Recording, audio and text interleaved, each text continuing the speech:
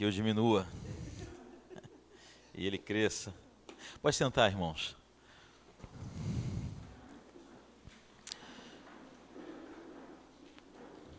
O pastor Raimundo explicou bem. Hoje nós estamos fazendo uma alteração na nossa programação. Hoje seria o pastor Stallone falando sobre contexto e outro assunto. Tá na programação de vocês, mas tivemos que fazer essa alteração. Então, se o Senhor nos der graça, agora eu vou falar sobre tipos de sermões. E depois do intervalo, uma rápida abordagem sobre contexto. Vou falar sobre tipos de sermões agora. Vamos parar para o intervalo. E depois uma rápida abordagem sobre contexto. Aí semana que vem finalizaremos esse curso. Aí sim, se Deus quiser, com o pastor Stallone aqui presente.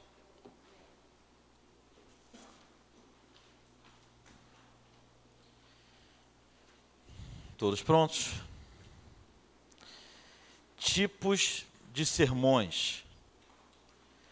De repente, se eu perguntar a você quais são os tipos de sermões, você já tem uma ideia do que seja isso, né?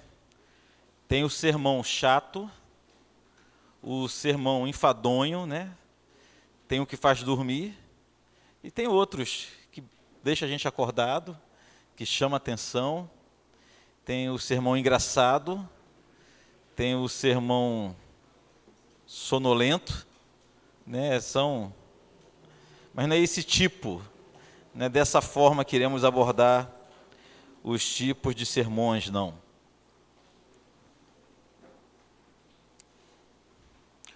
Pode parecer um assunto menos importante, tratar do tipo da oratória, né? Do tipo do discurso, mas para quem deseja pregar a palavra de Deus, quem deseja servir a igreja com excelência, né? Que é o desejo do nosso coração, não para a nossa glória, obviamente, para a glória do Senhor, nós precisamos nos preocupar com alguns detalhes técnicos também. Vamos esperar os irmãos se acomodarem com o material. Quem vai anotar?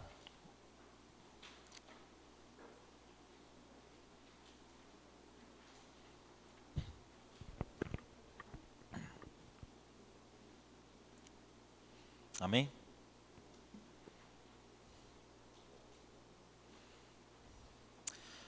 Pois bem, nós temos basicamente 3 tipos de sermões. Eu vou falar dos 3, eu acho que o material que os irmãos têm em mãos trata de pelo menos 2. Eu vou falar dos 3 principais, e no final eu vou falar de um 4º tipo de sermão que tem sua particularidade. Então, queridos, o primeiro tipo de sermão que iremos abordar hoje é o sermão temático. O que vem a ser o sermão temático? Não é apenas aquele que tem um tema, porque normalmente todo sermão pode ter um tema, o pregador usando ou não. Tem pregador que tem por hábito sempre anunciar um tema para o sermão, mas independente de ter o tema ou não, o sermão temático, ele tem uma estrutura própria. É quando toda a pregação, todo sermão gira em torno de um tema, gira em torno de um assunto. No sermão temático, o pregador, ele tem uma ideia em mente, ele tem um assunto em mente, e ele procura fontes bíblicas, suporte bíblico para o seu sermão. Eu vou dar um exemplo. Vamos pensar na possibilidade que você foi convidado para pregar e você quer falar sobre a fé. E deseja fazer um sermão temático sobre a fé. Fé é o tema, ou então do jeito que você quiser. A fé cristã, a fé bíblica, a fé viva, a fé que vem de Deus, a fé que vence o mundo, enfim. Você vai escolher um tema baseado no tema sua escolha, né? De acordo com a necessidade. Ou normalmente pode acontecer de alguém te convidou para pregar, quem te convidou para pregar já te deu um tema, já te deu um assunto. Ou você vai pregar num evento específico, para mulheres, ou para jovens, ou para homens, ou para crianças. Então você quer abordar, quer usar um sermão temático, você vai partir de um tema. Por isso é temático. Você vai escolher o assunto e você vai procurar suporte nas Escrituras. Nós estamos falando de pregação, né? Suporte nas Escrituras para fundamentar o seu assunto. Já que eu dei como exemplo a fé, vamos procurar versículos, textos bíblicos que falem sobre a fé. Ou então exemplos de homens de fé. Situações em que homens ou mulheres servos de Deus tiveram sua fé provada ou tiveram a sua fé exercitada. Então, tudo isso você vai usar essas informações todas para construir um sermão temático. O sermão temático, apesar de não ser muito assumido, é um dos mais utilizados nas igrejas evangélicas. Muitos irmãos, achando que estão fazendo uma exposição bíblica, estão, na verdade, fazendo um sermão temático, porque lê um texto bíblico, tira do texto bíblico um assunto e fala sobre o assunto, e não sobre o texto. Estão me entendendo? Ainda que esse assunto flua do texto, ainda que esse assunto seja o assunto principal do texto bíblico. Lê um texto bíblico, todo texto bíblico tem um assunto principal, não é verdade? Pode abordar vários assuntos, mas tem uma doutrina principal, tem uma lição principal, ainda que seja esse o assunto selecionado pelo pregador. Se ele leu um texto bíblico, tirou o assunto central, um assunto principal, ou qualquer tema daquele texto bíblico, e falou sobre o tema e não sobre o texto, o sermão é temático. Eu falo que é muito usado porque é mais fácil da gente elaborar. É mais fácil da gente começar a produção de um sermão. Qual é a dificuldade? Quando você é chamado para pregar, qual é a primeira grande dificuldade? Alguém pode me ajudar? Oi?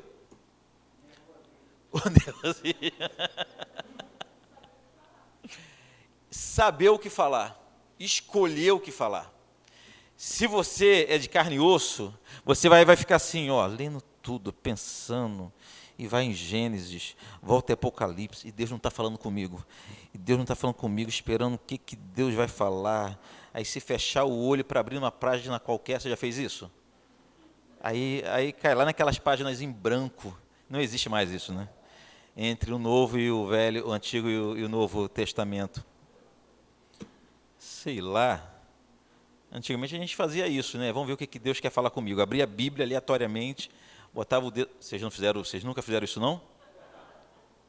Vocês nunca foram um novo crente? Foi lá, pá! Aí você vai ver o que está escrito. Foi Judas e se enforcou numa figueira brava. Aí vai fazer de novo para ver a confirmação, né?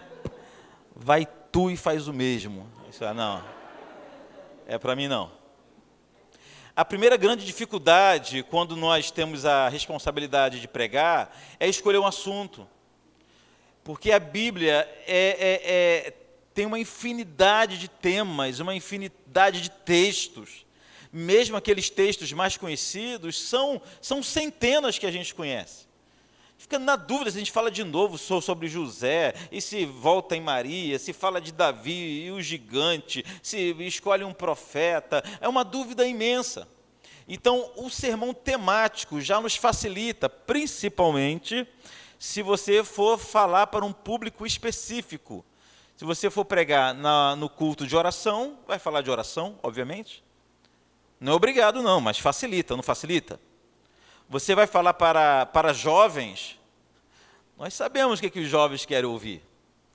Vai falar para casados, em um encontro de casais, num culto de casais, fica fácil escolher um tema, fica fácil escolher um assunto e desenvolvê-lo biblicamente. Não há erro nenhum nisso, não há nada de errado nisso. A facilidade com o sermão temático é que torna ele tão popular. Você cria ali um tema, uma introdução rapidinho, separa 2 ou 3 pontos, fundamenta isso biblicamente e passa para a igreja, entrega o recado da parte de Deus. Esse é o sermão temático. Eu trouxe um exemplo aqui de sermão temático.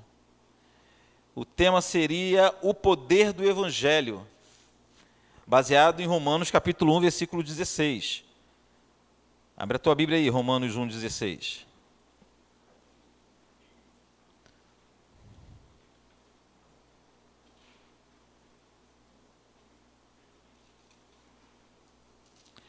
Romanos capítulo 1, versículo 16.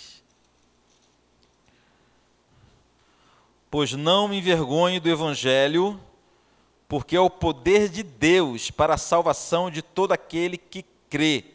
Primeiro do judeu, depois do grego, também do grego.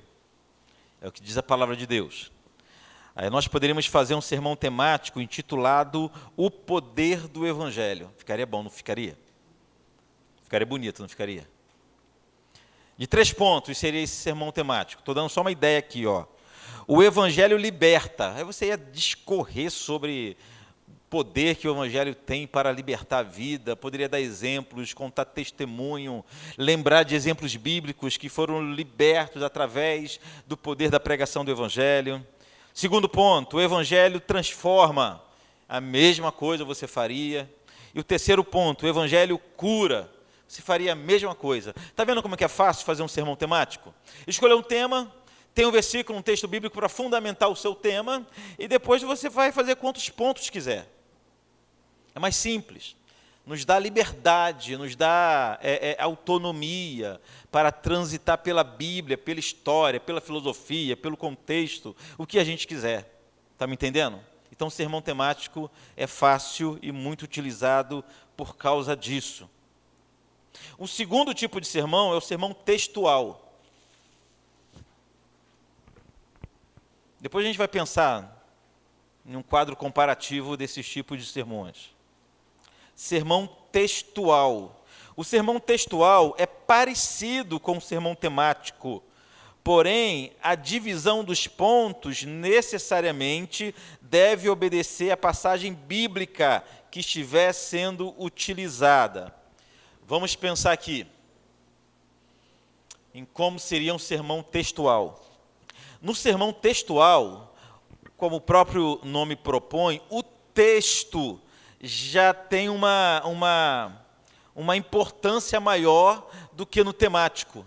No sermão temático, o texto não é tão importante. Perceberam isso?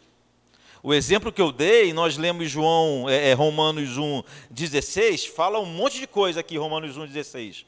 Mas tiramos só a ideia central do texto, que é o poder do Evangelho, e falamos sobre o poder do Evangelho. No sermão textual, o texto vai ter uma importância maior. Por isso que o chamamos de sermão textual. Mas ainda não é um sermão expositivo.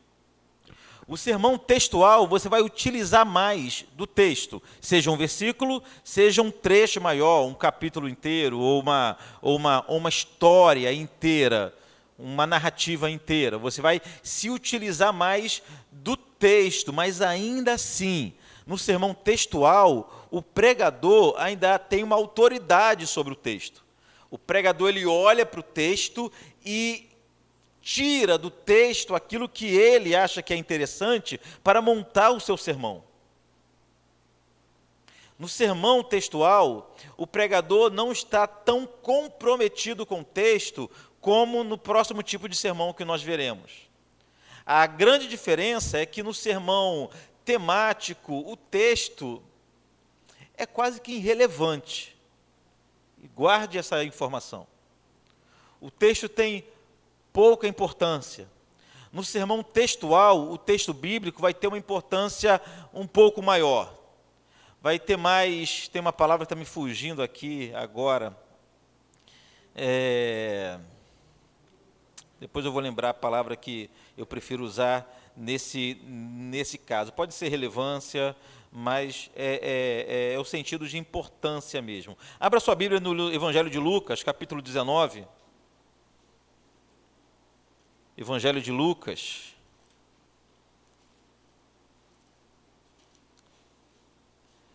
capítulo 19, ou 19.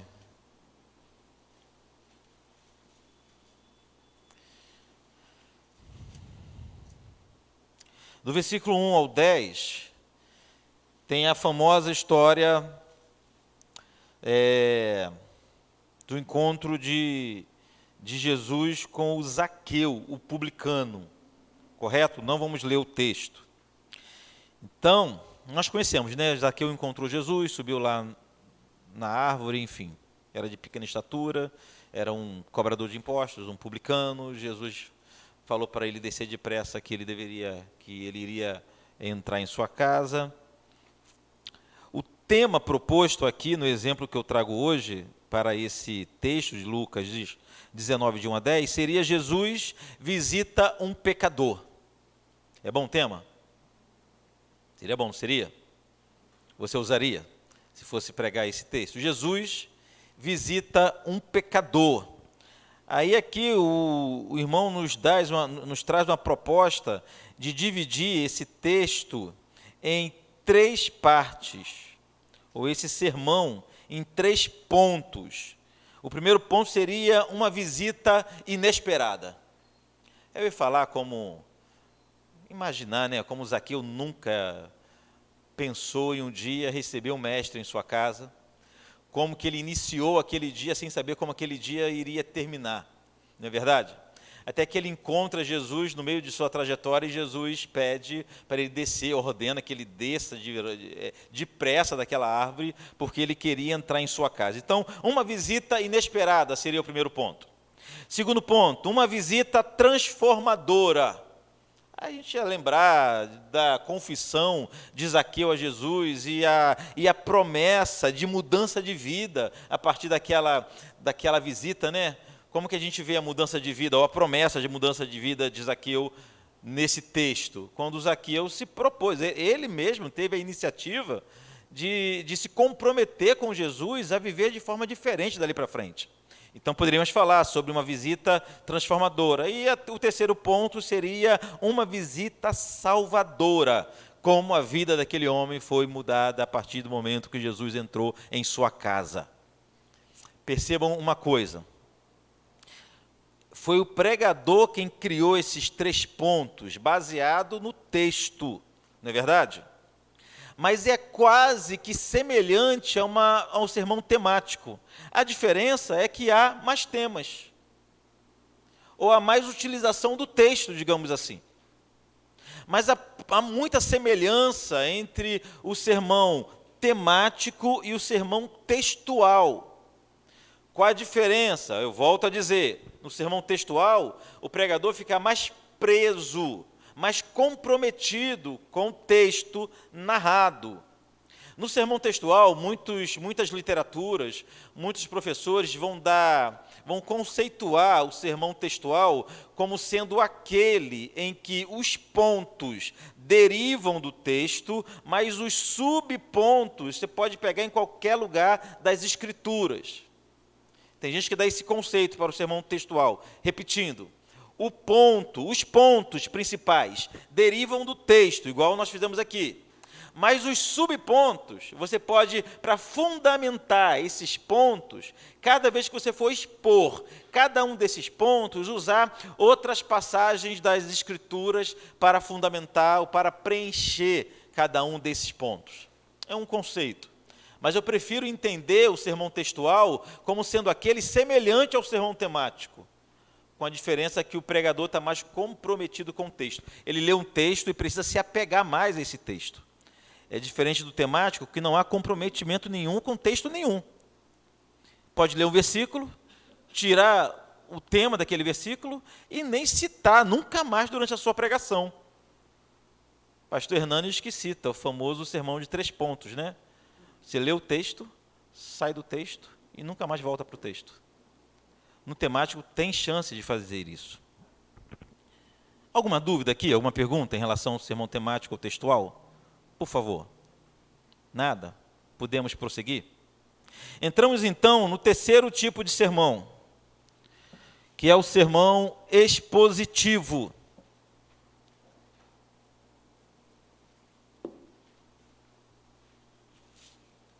Essa água é minha, né?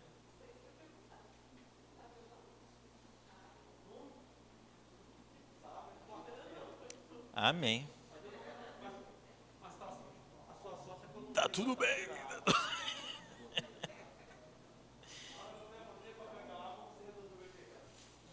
Querido.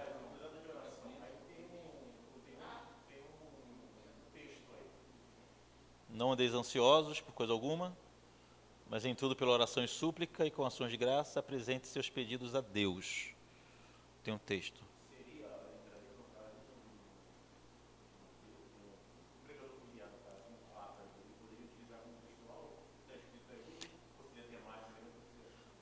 O pregador ele pode usar esse texto para tirar um tema, ele pode usar esse texto para fazer uma pregação textual, ele pode fazer uma exposição desse texto.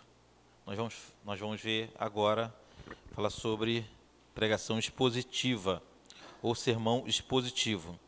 Um sermão expositivo é a explicação da Escritura.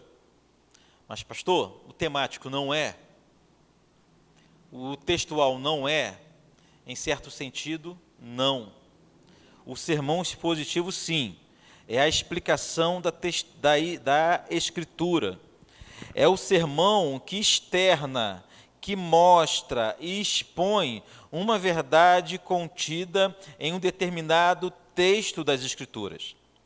A principal função do sermão expositivo é tornar claro o texto bíblico, explanar o texto e dizer exatamente o que o texto quer dizer. A pregação expositiva é pregar a palavra de Deus e não sobre a palavra de Deus. Pregação expositiva é pregação centrada na Bíblia. O foco, o conteúdo, as ideias, as divisões, a aplicação do sermão devem ser centrados na passagem bíblica e não nos critérios, pensamentos e opiniões do pregador. Está aqui o meu tipo de sermão favorito, né? E é o que a maioria dos pregadores reformados, mais tradicionais, mais conservadores gostam, é do sermão expositivo. Por que o sermão expositivo tem essa preferência por nós? Porque o sermão expositivo aniquila a participação do pregador na construção da mensagem. O sermão expositivo é aquele que o pregador lê o texto e se amarra ao texto, ao ponto de não sossegar enquanto não transmitir o que está escrito para a congregação. No sermão expositivo, o pregador não tem liberdade de inventar, de acrescentar, de diminuir. No sermão expositivo, o pregador simplesmente ele lê o texto, explica o texto e aplica o texto. Somente isso. Pode ser um texto enorme, um capítulo inteiro, uma narrativa inteira, ou pode ser um versículo somente. Mas o sermão expositivo, e por isso ele é tão querido por nós, ele é mais difícil. Ele requer mais trabalho. Porque o pregador ele não pode simplesmente ler um texto e tirar dali alguns pontos que ele acha que é legal, que é importante, que é bonito, que vai surtir um efeito bom para a congregação e montar o seu sermão. Não. O pregador ele tem que ler o texto, reler, ler de novo, fazer uma pesquisa profunda para ter certeza se é aquilo mesmo que ele entendeu que o texto diz. Para quem resolve pregar de forma expositiva, esse é o maior trabalho. Não é escolher um tema, não é escolher um assunto. Porque quem prega de forma expositiva sabe que a Bíblia inteira, qualquer texto bíblico, qualquer capítulo, qualquer versículo, vai ser rico em poder para transformar a igreja, para edificar a igreja. Então, a grande preocupação de um expositor bíblico é ele ter certeza que está sendo fiel, que está transmitindo para a igreja exatamente aquilo que o texto está transmitindo ou transmitiu para o seu ouvinte inicial.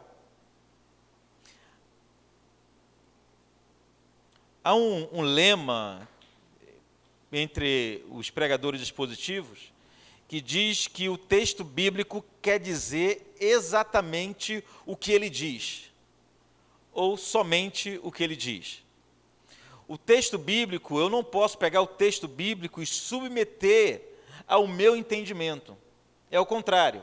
O pregador precisa submeter toda a sua carga de conhecimento, todo o seu conhecimento acadêmico, filosófico, todo o seu conhecimento teológico, todo o seu conhecimento de vida, toda experiência adquirida, tudo aquilo que ele já leu, tudo aquilo que ele é, e submeter ao texto bíblico, entendendo que o texto bíblico é santo, não porque tem valor místico nele, mas é santo porque é a palavra de Deus. Se é a palavra de Deus, o que é que nós vamos fazer? Nós iremos nos esforçar em um labor teológico. Semana passada eu falei aqui sobre trabalho, né? O que Russell Shedd nos ensinou é trabalhar, trabalhar e trabalhar. O labor teológico do pregador é buscar entender exatamente o que foi que o Senhor falou. Tem texto bíblico que é mais fácil, está mais claro, mas tem outros que são mais difíceis, não é verdade? Requer um trabalho maior de hermenêutica, de interpretação, procurar os comentários, procurar os gigantes que vieram antes da gente, para saber o que eles falaram sobre aquele tema, para ter certeza que nós estamos entendendo corretamente. É muito trabalhoso preparar um sermão expositivo, muito trabalhoso. Eu levo 2 ou 3 dias inteiros para preparar um sermão. A grande parte, eu acho que 75% do meu ministério pastoral é preparando um sermão de domingo. O pastor Raimundo ainda fica brincando comigo que eu só prego 12 vezes por ano, né, pastor Raimundo? Porque eu só tenho culto domingo de manhã lá na nossa igreja, não prego domingo de noite. Estão plantando a igreja agora, vou ensinar um culto só do domingo para o pastor pregar uma vez só, por misericórdia de Deus. Eu não imagino como faz os mestres que pregam 2, 3 vezes por semana. Um dia eu chego lá, talvez, né? Mas é trabalhoso, é dificílimo, mas, irmãos, vamos pensar aqui nas diferenças entre o sermão expositivo, o temático e o textual. Não é pecado e não é errado ninguém pregar de forma temática ou textual. Não é errado. Qual é o grande problema? É que numa pregação temática ou textual, eu tenho uma certa autonomia em que eu posso me perder em minha autonomia. Eu posso pensar que é Deus que está falando, que está se encaixando tudo no meu sermão, mas na verdade foi eu quem manipulei o sermão da forma que eu acho mais conivente. O sermão temático dá essa liberdade para o pregador. O sermão textual dá essa liberdade para o pregador. O expositivo não. O expositivo, estou falando sermão expositivo bom, correto, feito corretamente. Ele amarra, o pregador torna-se escravo do texto bíblico. Não há melhor definição do que essa. Então, independente se vai expor como um mestre, como doutor Augusto Nicodemos Lopes, Hernanes Dias Lopes, os grandes pregadores são profundos e são mestres no que eles fazem, ou se vai expor de forma mais simples. A grande ênfase do sermão expositivo é sua fidelidade. Eu acho que o pastor Stallone falou aqui no primeiro culto, na primeira aula, sobre mantendo a linha. Vocês pegaram esse conceito? O que é manter a linha? Manter a linha é que eu não posso falar nada além do que está escrito. Não posso ir além do que foi revelado. Também não posso ficar aquém do que foi revelado. Manter a linha significa uma fidelidade às Escrituras, de forma em que leva a igreja a ser alimentada pela palavra de Deus, exatamente da forma que a palavra de Deus é. Esse é o sermão expositivo. Temos fundamentação bíblica para o sermão expositivo? Muitas. O que a gente mais vê na palavra de Deus é sermão expositivo. Então, abrindo as Escrituras, começou a narrar de Moisés, a lei, até os profetas. Jesus, quando encontrou os dois caminhando em caminho para Emaús, lembra desse episódio? Os 2 discípulos tristes, porque Jesus tinha morrido, e Jesus apareceu do lado deles, eles não sabiam, não perceberam, e o texto diz que, conversando pelo caminho, Jesus nos expôs as Escrituras, desde os profetas, desde Moisés, desde a lei até os últimos acontecimentos. Jesus fazia essa exposição. As pregações de Estevão, de Pedro, de Paulo eram todas expositivas. Todas. Pegavam um texto bíblico, às vezes, um episódio gigante. Se você parar depois com calma para ler a pregação que custou a vida de Estevão, ele fez uma exposição do Antigo Testamento quase que inteiro. Uma exposição panorâmica, claro. Não se pegou a detalhes, a todos os detalhes. Ele fez uma exposição panorâmica, mas ele veio narrando a história, o encontro com Moisés e com Abraão, e a construção do templo, até chegar nos seus dias. Isso era exposição. Mas tem um texto bíblico, que esse sim nos chama muita atenção, no livro de Neemias. Neemias, capítulo 8.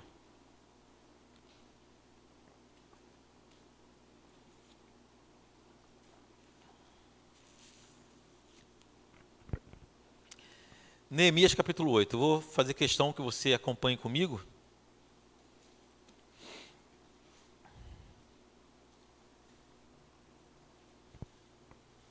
E o tempo voa, né? Pensei que seria mais rápido. Neemias, capítulo 8.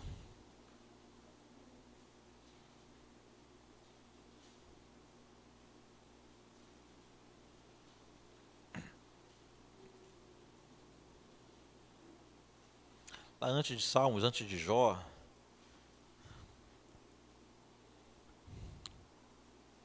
Neemias 8. Eu vou ler para os irmãos acompanhem sua Bíblia, a partir do versículo 1, diz assim: Em chegando o 7º mês, e estando os filhos de Israel nas suas cidades, todo o povo se ajuntou como um só homem na praça, diante da porta das águas, e disseram a Esdras, o escriba, que trouxesse o livro da lei de Moisés, que o Senhor tinha prescrito a Israel. Versículo 2. Esdras, o sacerdote, trouxe a lei perante a congregação, tanto de homens como de mulheres, e de todos os que eram capazes de entender o que ouviam.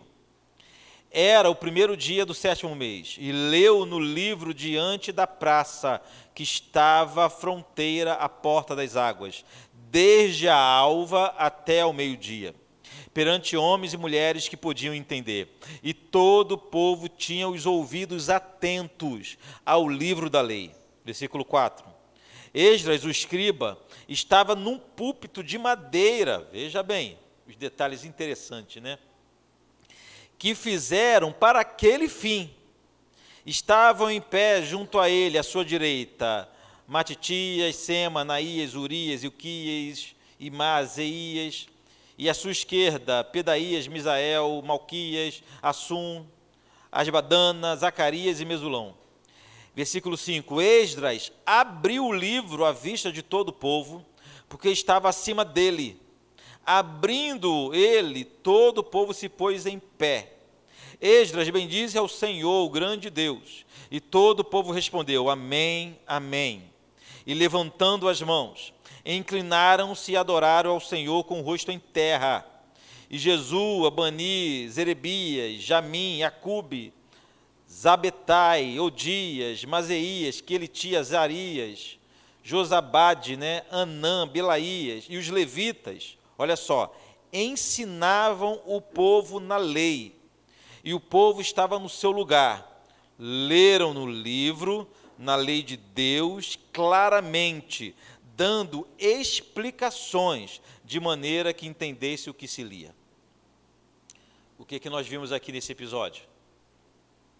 Uma narrativa detalhada de uma pregação expositiva que durou no mínimo um dia inteiro. Não foram 40 minutos, nem 1 hora. Foi pelo menos um dia inteiro. Pegando o livro da lei, quando diz o livro da lei, pode ser Deuteronômio, ou pode ser o Pentateuco todo até, mas normalmente Deuteronômio, leu o livro inteiro e explicou o livro inteiro. Isso é pregação expositiva. Isso é pregação expositiva. A pregação expositiva, como eu disse, é a nossa mais querida de todos os tipos de sermões, porque dá autoridade à palavra de Deus, e não a nós. E não a nós. Há uma confusão, muitos pregadores, até de forma honesta, pensam que estão fazendo uma exposição e não estão. De repente o irmão chega assim, irmãos, eu vou fazer uma exposição hoje do Salmo 23. Aí vai ler o Salmo 23 para os irmãos e começa a comentar alguma coisa no Salmo 23, mas aí o que acontece? Tira um título, tira um tema e fala somente sobre um assunto. Não foi uma pregação expositiva. A pregação expositiva necessariamente deve obedecer até a forma como o texto foi escrito. O roteiro do texto, digamos assim. Você vai escolher um texto bíblico e vai seguir dando explicações, não necessariamente versículo por versículos, mas pontos por pontos importantes da forma que foi revelado, da forma que está escrito. Por que eu falo que não é necessariamente versículo por versículo? Porque há alguns pontos que você pode tomar 2, 3, 4 versículos para tirar um único ponto, um único assunto, não é verdade? Mas há alguns casos que você pode pegar um versículo inteiro, como esse aqui, e tirar daqui 3, 4, 5, 6 lições, 6 pontos de um único versículo. Então, o que é importante na pregação expositiva é a gente seguir o roteiro do texto, estar submetido ao texto, porque vai fazer vai ter um significado especial quando tudo se encaixa. Quando tudo se encaixa. Daqui a pouco, depois do intervalo, eu vou falar sobre contexto, que os irmãos vão entender mais a importância da gente seguir o texto da forma que o texto está escrito. Alguma dúvida sobre pregação expositiva? Se eu fosse conceituar, definir pregação expositiva, eu defino da seguinte forma: é ler o texto, explicar o texto e aplicar o texto. Por quê? Não basta explicação.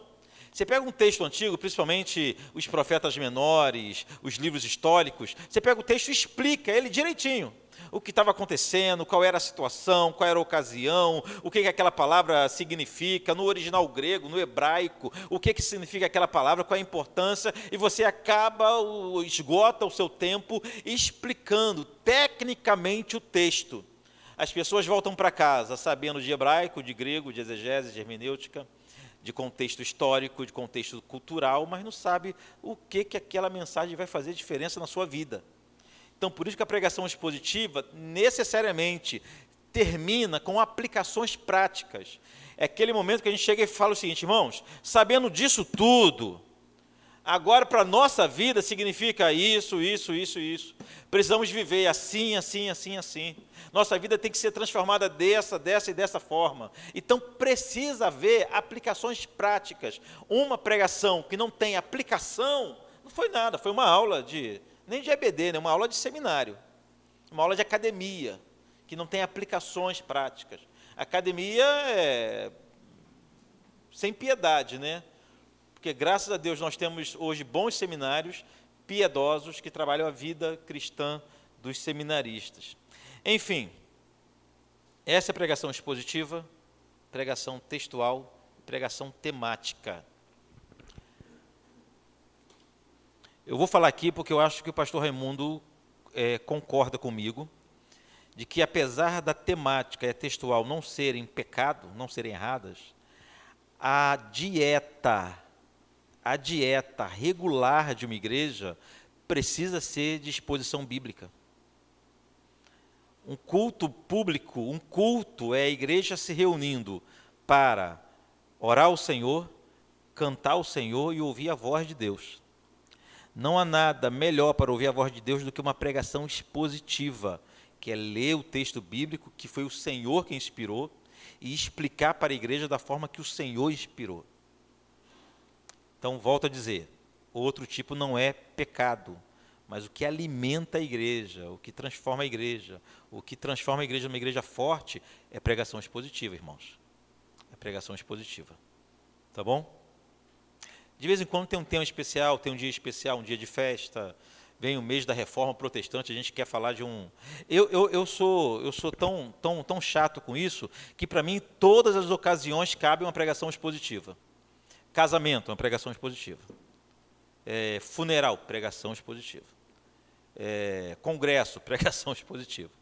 Ainda que depois, no final, eu tire um tema central e destaque um tema. Por quê? Porque tem como, numa pregação, toda pregação expositiva tem uma doutrina importante. Eu, pelo menos, trabalho assim. Eu leio um texto, faço uma introdução, faço a exposição do texto, parto para uma doutrina e depois a aplicação. uma doutrina bíblica, a doutrina verdadeira do texto, não uma doutrina tirada da nossa cabeça. Então, tem como, em todas as ocasiões, nós utilizarmos um texto como autoridade sobre a mensagem, sobre o mensageiro, sobre a igreja. Amém? Mas tem um quarto tipo de pregação que essa é terrível. Essa é terrível.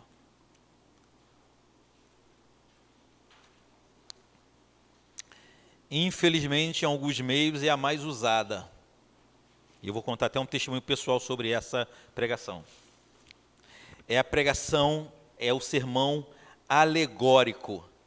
Ah, não estava na programação não, né, pastor Raimundo? Sermão alegórico. O problema da gente ter esse tipo de bate-papo aqui é que a gente começa a olhar com o olho assim, com o pé atrás com os pregadores, né? Quando o pregador começar a contar historinha. O que seria um sermão alegórico? O sermão alegórico seria o mesmo que o sermão fantasioso.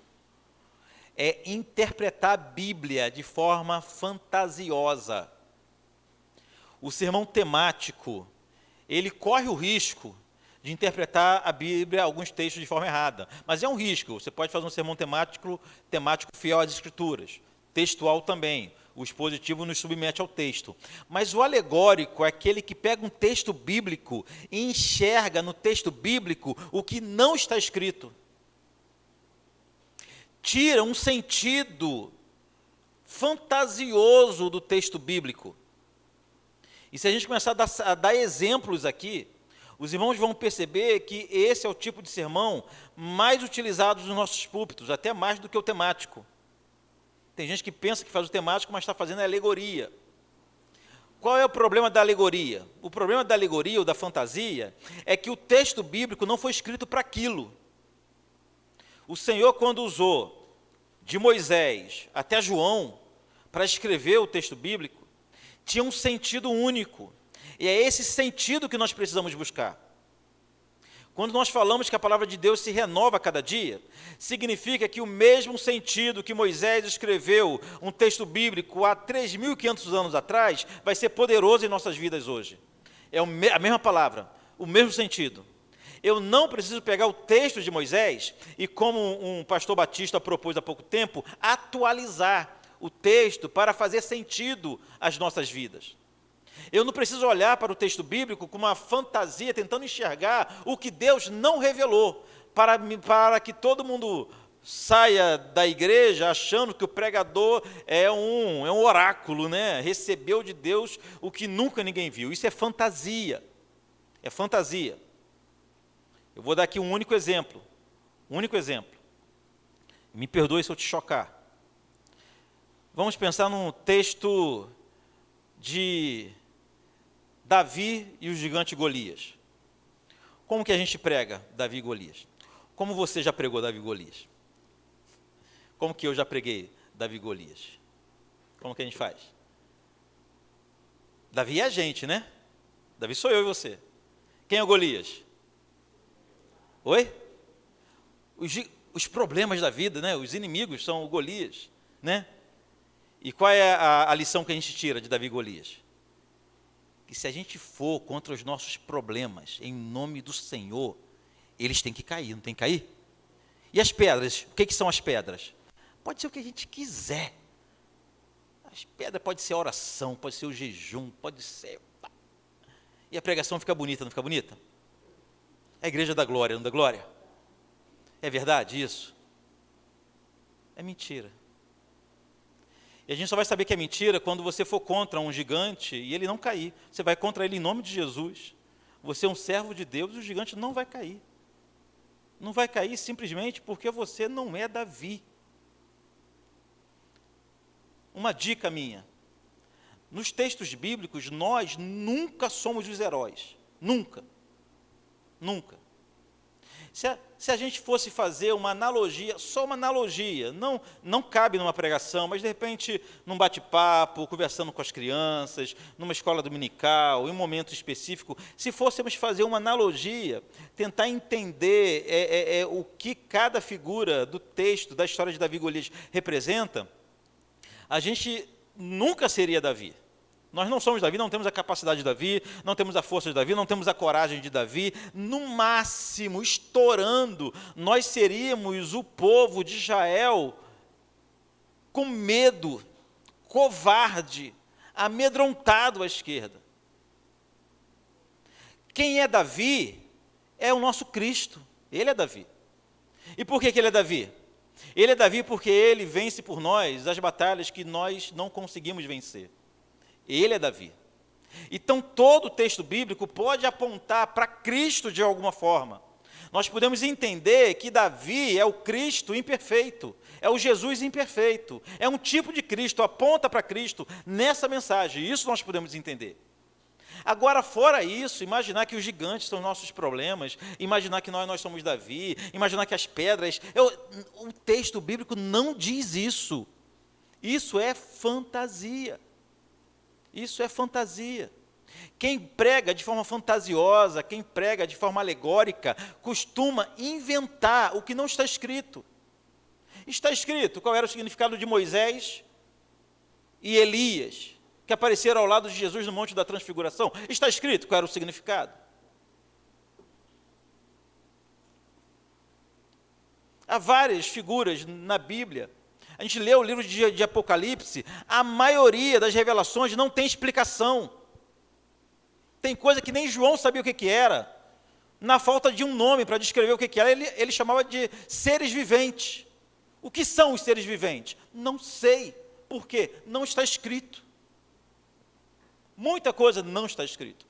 O que está escrito já é mais do que suficiente para nós nunca alcançarmos o significado de tudo, entender o significado de tudo. Por que a gente vai perder tempo com o que não está escrito? Pegar um texto bíblico e tentar inventar um novo sentido para o texto bíblico. Aqui eu entro num testemunho pessoal. Eu passei um tempo pregando sempre domingo de manhã. Eu revezava com o pastor, não era ordenado, eu era um obreiro que pregava no culto domingo de manhã, pastor domingo à noite. Eu preguei alguns meses direto domingo de manhã e chegou um dia que eu estava sem mensagem. Eu entrei numa crise de pregação porque eu não conseguia preparar uma mensagem. Enquanto o meu pastor estava voando. Era um pregadorzão, brincava de pregar. Todo domingo ele vinha com um negócio surpreendente. Sabe aquela pregação que você sai com o queixo caído? Fala, Jesus, como que ninguém nunca viu isso antes?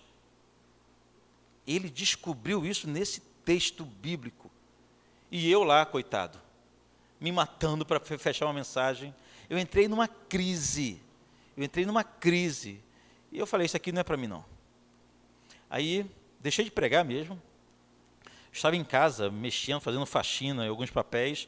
Encontrei um pedaço de um papel ofício, uma folha, uma xerox de um pedaço de um trecho de um livro. Eu nem sei o que aquilo estava fazendo lá em casa. Estava até amarelado, alguma coisa que eu participei, algum evento que eu participei, ou a Tati, a minha esposa, participou, e falava sobre sermão. Aí, justamente sobre sermão alegórico. Aí ele foi explicando o que é sermão alegórico, o que é fantasioso, que é você pegar o texto, imaginar no texto o que o texto não diz. Eu falei, rapaz, era eu. O meu sermão era alegórico, do meu pastor também. Eu descobri que eu não estava com crise no meu sermão, eu estava com crise de imaginação. Eu não conseguia mais imaginar coisas. O meu pastor tinha uma imaginação mais fértil do que eu, e foi longe. Eu não tinha essa imaginação fértil. Depois eu descobri que esse papel que encontrei é um trecho do livro do Martyn Lloyd-Jones, chamado Pregação e Pregadores. O que eu fiz? Corri para comprar esse livro. Foi o primeiro livro sério que eu comprei na minha vida. Eu acho que tem um monte de besteira, que eu tenho lá em casa até hoje, não sei o que eu faço com aquela porcaria. Não vou dar para ninguém, eu tenho pena aqui dos irmãos, não vou tacar fogo, é algo, não sei nem conceituar, não vou fazer fogueira com o livro, né? Coisa feia demais. Fica lá, para de repente, quando eu quero saber o que um herege pensa, eu dou uma pesquisada lá. Mas o meu primeiro livro sério que eu comprei na vida, Pregação e Pregadores, de Martyn Lloyd-Jones. Eu comi aquele livro e eu aprendi o seguinte, que eu achava que eu pregava desde os 12 anos de idade. Eu preguei a primeira vez na minha vida com 12 anos de idade, fantasiando, fazendo alegoria, imaginando coisas que o texto não diz. E todo mundo achava isso fenomenal. E até hoje isso acontece na igreja brasileira. O que o pregador não diz, o que o texto não diz, o pregador diz, sem necessidade nenhuma, já que a Bíblia, irmãos, é infinita, é eterna. Eu trouxe aqui uma explicação para finalizar essa parte, de pregação alegórica. Um texto de Stuart Eliot. Ele tem um livro fabuloso sobre pregação.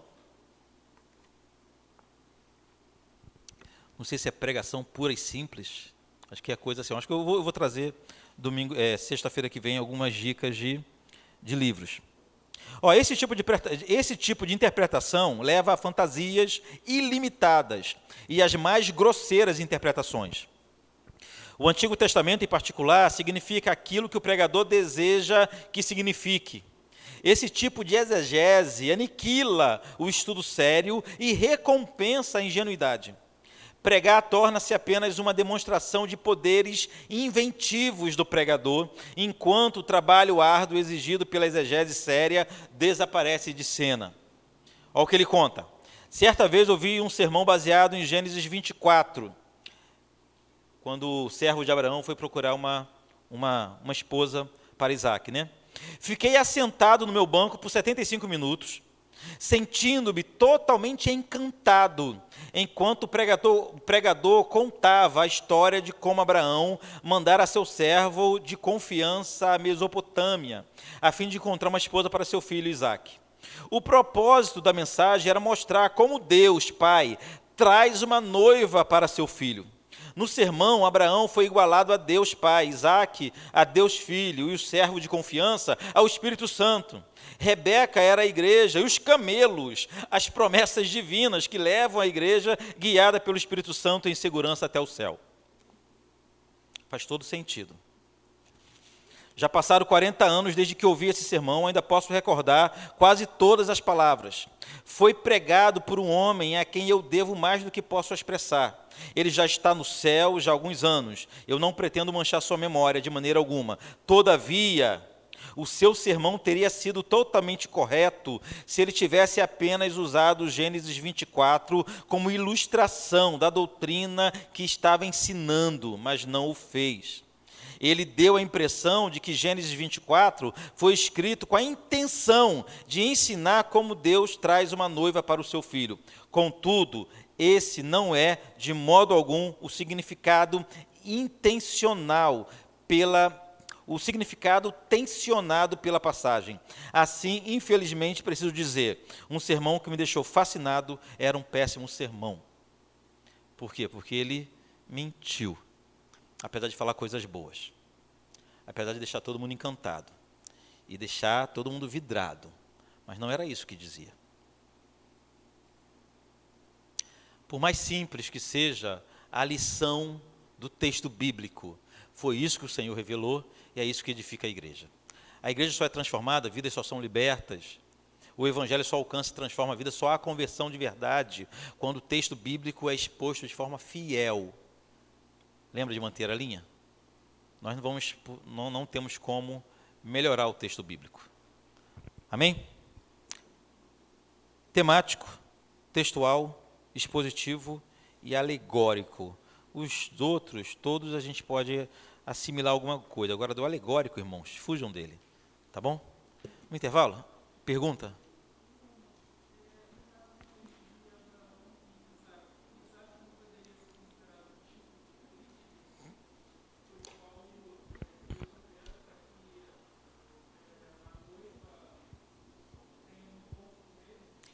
Toda vez que a gente trabalha, a pergunta é o seguinte: Isaac poderia ser considerado, nesse caso, um tipo de Cristo? Eu respondo a mesma coisa que eu falei sobre Davi. É sim considerado um tipo de Cristo, mas isso aqui é uma percepção secundária, uma lição, uma aplicação secundária. O texto ele tem um sentido básico, Ali o Senhor estava trabalhando aliança. É bonito ver como é que o Senhor orquestrou a vida, tanto da família de um como da família de outro, para dar prosseguimento à sua aliança. Podemos tirar ali, aquilo fala de casamento. Um casamento que foi firmado antes mesmo dos dois se conhecerem. Eles já estavam casados. Então, há muita lição verdadeira para tirar daquele texto. No final, na aplicação, se a gente quiser entender Isaac como um tipo de Cristo, podemos ter essa liberdade, mas não é o principal. Tá bom?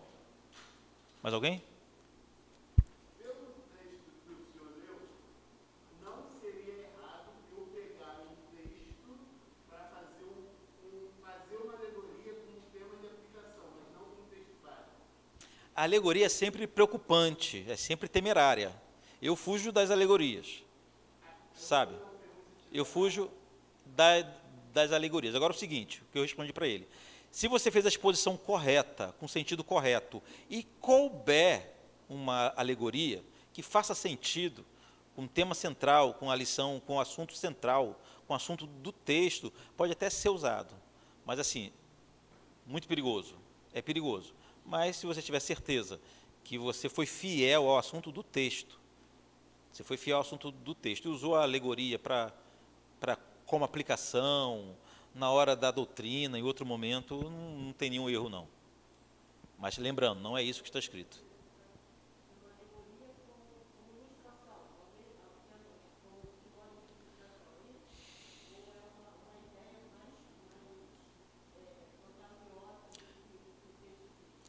A alegoria não chega a ser ilustração, não. A alegoria é uma fantasia, né?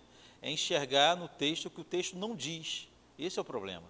Agora, por exemplo, de novo, se a alegoria ou a ilustração tem a ver com o assunto central do texto, com o que está escrito realmente, aí pode ser usado a alegoria como uma ilustração, mas sempre com muito cuidado.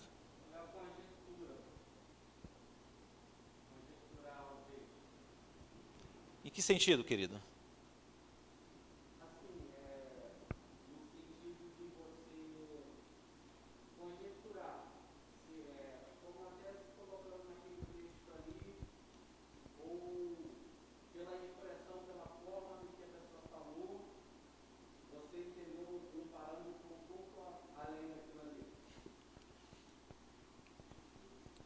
Quando a gente tem um texto difícil,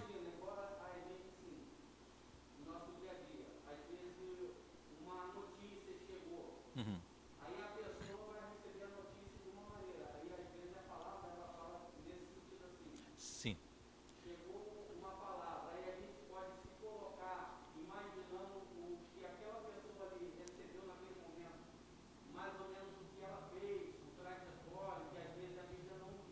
Ah, sim, sim, sim.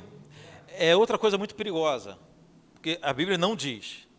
Se a Bíblia não diz, onde a Bíblia fala, a gente fala. Onde a Bíblia cala, a gente cala, né? Se a Bíblia não diz, a gente começa a especular. É diferente de contexto. Daqui a pouco, se der tempo, depois do intervalo, eu vou falar sobre contexto. A gente vai ver a importância de entender o contexto. Quando o contexto colabora, a gente pode fazer algumas afirmações que não estão escritas. A gente pode fazer algumas afirmações. Agora, fora isso, é especulação. Especulação. Irmão? Não? Eu posso dizer que João, em Apocalipse, quando ele fala de Jezabel, nas cartas, ele está fazendo uma alegoria? Não, Jezabel existiu de verdade, né?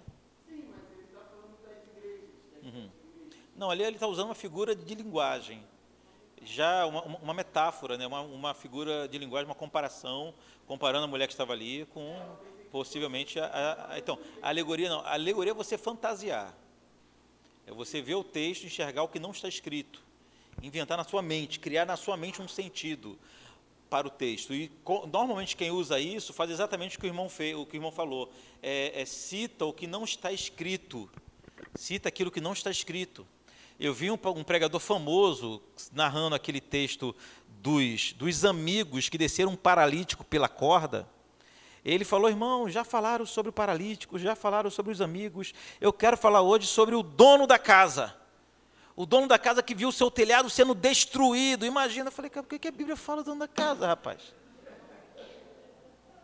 O o texto bíblico dá a entender, pode nos levar a entender que o dono da casa era Jesus. Porque antes diz o seguinte, Jesus indo para sua casa em Cafarnaum, dá a entender, há uma possibilidade que o dono da casa, que as pessoas estavam vindo, era Jesus. Mas o texto fala nada disso. Mas que fica uma pregação bacana, fica. O pessoal gosta. O pessoal gosta.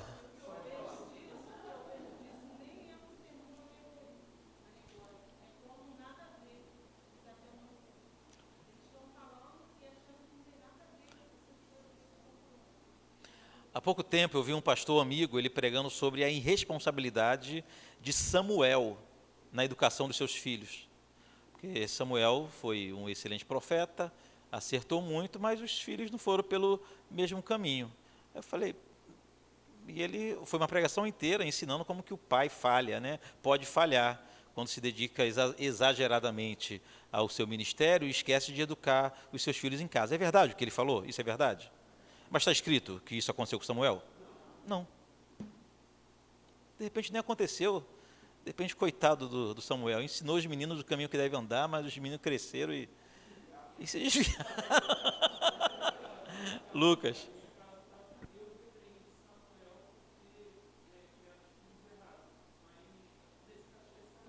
Uhum.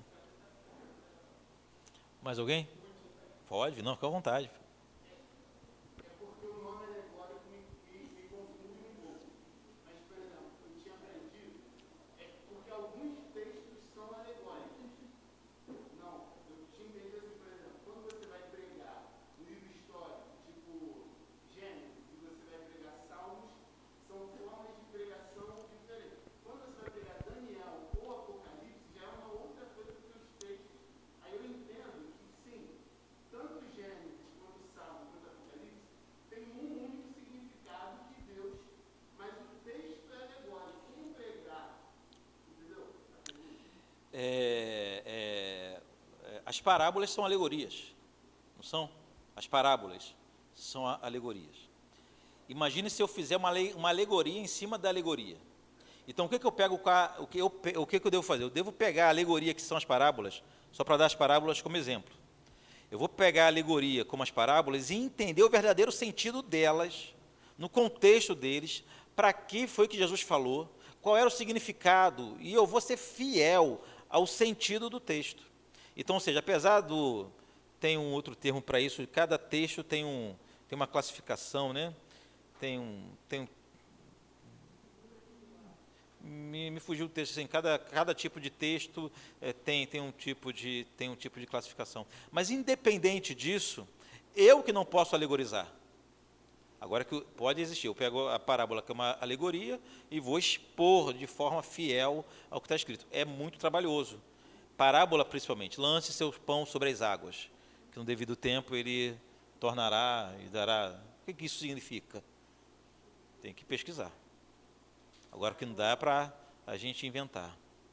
Alguém? Ali, aqui, até na minha literatura, ele está dando essa referência. Paulo, escrevendo as Gálatas, ele diz que Sara e Agar é uma alegoria. Então, ele está falando que Sara e Agar representam. O texto bíblico pode usar alegoria. Eu que não posso. O pregador que não pode.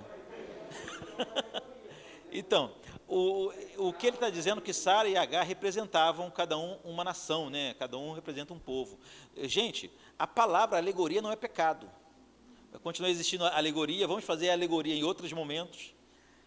Escola de samba que faz a alegoria, né? Fantasia e alegoria. Não é pecado. Não, o problema não é o termo em si. O problema é o pregador fazer uma pregação alegórica. Não usar um texto. Eu posso usar um texto alegórico. Eu dei o exemplo aqui das parábolas, que são alegorias. Mas o pregador precisa ser fiel ao que está escrito.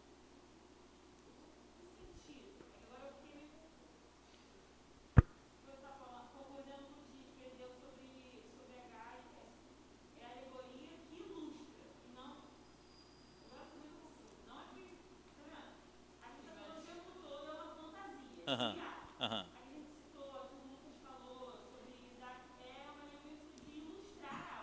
Justo. Então, está explicado, então.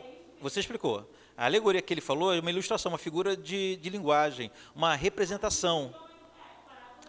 Isso, é uma ilustração, é uma alegoria. Eu falei, a parábola é uma alegoria. A pregação que não pode ser.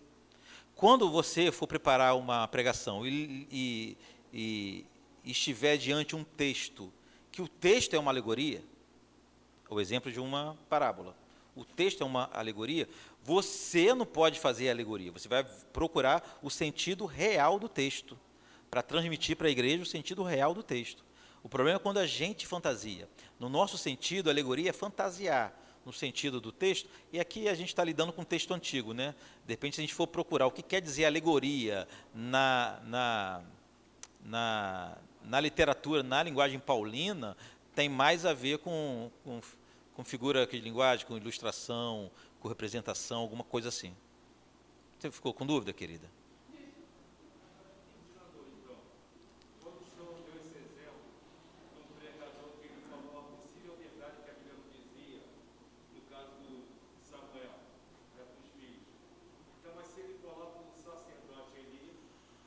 Do sacerdote Eli faz muito sentido, né? Faz muito sentido. Apesar que eu não sei, pelo menos não lembro agora, de Eli ter ele próprio falhado na educação dos filhos. Porque apresenta os meninos grandes já, não é verdade? Tem.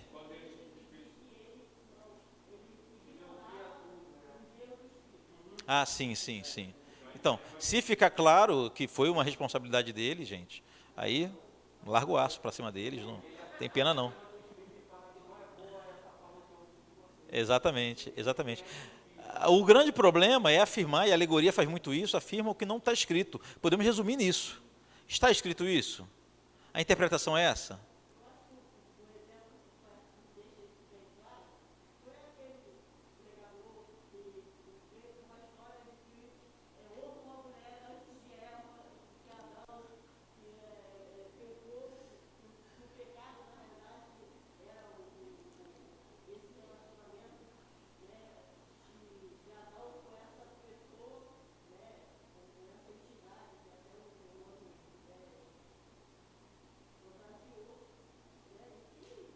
Uhum.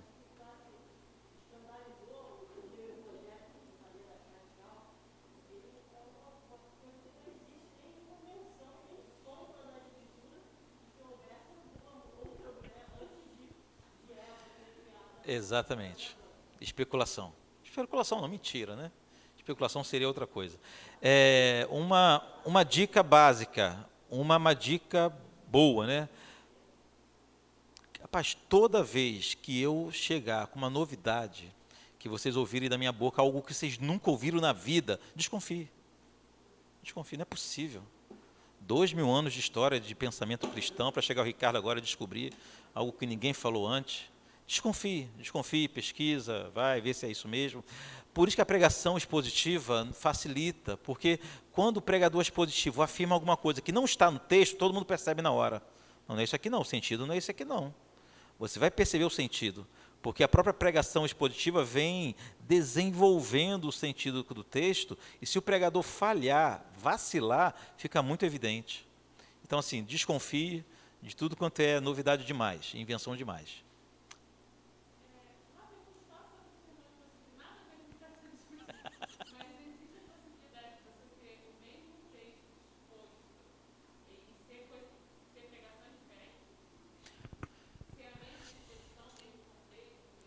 Olha só, o tema central tem que ser o mesmo.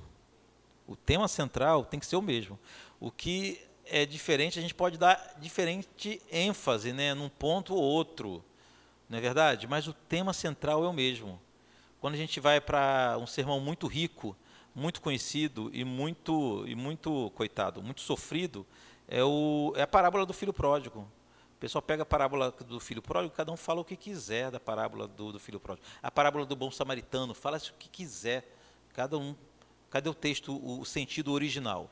Aí é claro, você pode ter uma lição original, a parábola do filho pródigo é tão rica, você pode separar ela em 3, 4, 5 sermões, não é verdade? E dar uma ênfase num dia, num rapaz que foi embora, no pai que ficou, no rapaz voltando, no filho mais velho. Pode ter essa ênfase, mas tem uma linha central, tem uma lição central. Eu vi há pouco tempo, tem tempo não, Eu fiquei impressionado quando eu vi um texto difícil de pregar, que é o primeiro milagre de Jesus em Caná da Galileia, né? A transformação da água em vinho. É difícil de pregar, porque é difícil você entender algo maravilhoso demais ali. Parece que é algo tão... O grande reverendo Edir Macedo disse até que aquilo não serviu para nada. Aquele milagre não serviu para nada. Aí eu vi, no mesmo dia, a pregação do reverendo Heber Campos, filho, nessa uma exposição desse texto, e à tarde do bispo Walter McAllister. Parece que os dois combinaram. Por que parece que os dois combinaram? Porque os dois entenderam o texto da forma correta e fizeram a exposição da forma correta, e a igreja vai ser edificada, e quando eles forem pregar a mesma pregação, com o mesmo texto, a mesma coisa, a igreja vai ser edificada de novo, porque é a palavra de Deus. Tem que acabar. Pastor Raimundo. Então, a minha lógica, você teria um nome, seria usado, seria a minha lógica, o que ela falou. Sim, sim, sim. E essa é a razão pela qual você tem uma facilidade de confusões na igreja. Você pode pegar um texto, você me tiver a minha lógica, o que você disser em um texto, eu terei que ter. Não pode ser diferente. Sim. Um sermão temático, um sermão textual, dá ao pregador a liberdade de falar o que quer.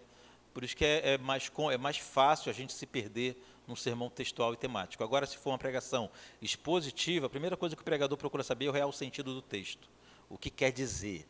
Aí vai ser só edificação. Precisamos acabar. Intervalo, né? Irmãos, 10 minutos de intervalo e voltamos aqui. 10 minutos, pastor? Tem um lanchezinho ali, um café.